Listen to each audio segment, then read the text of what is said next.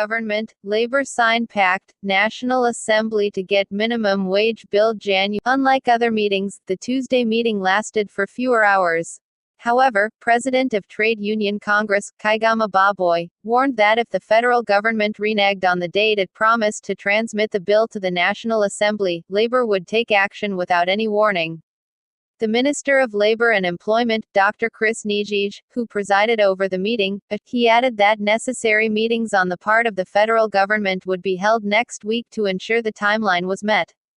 The minister said, as for the transmission of the executive bill to the National Assembly, the government will religiously implement all the processes that will enable us to transmit this bill within the stipulated time.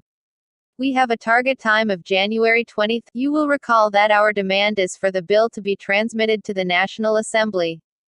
We want a firm commitment so that we don't come round a cycle. We want the agreement to be documented and signed by government's representatives. With that, we can follow up on the process.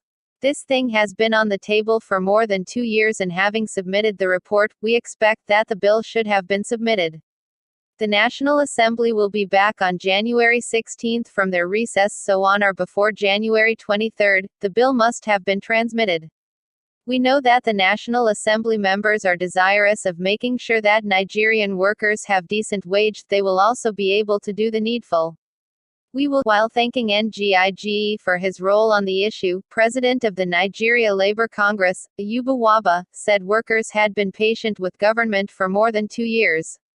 He added that after the submission of the report by the tripartite committee that deliberated on the minimum wage more than 2 months ago, it was expected that the federal government would have gone beyond the present stage of making effort to transmit a bill to the National Assembly. He said, "We have finally been able to reach a clear understanding on the processes and timeline for this bill to be transmitted. We are committed to the process and hope that the timeline will be respected.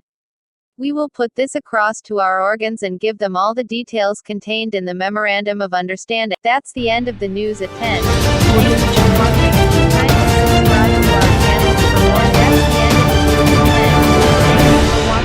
Kindly subscribe to our channels for more news.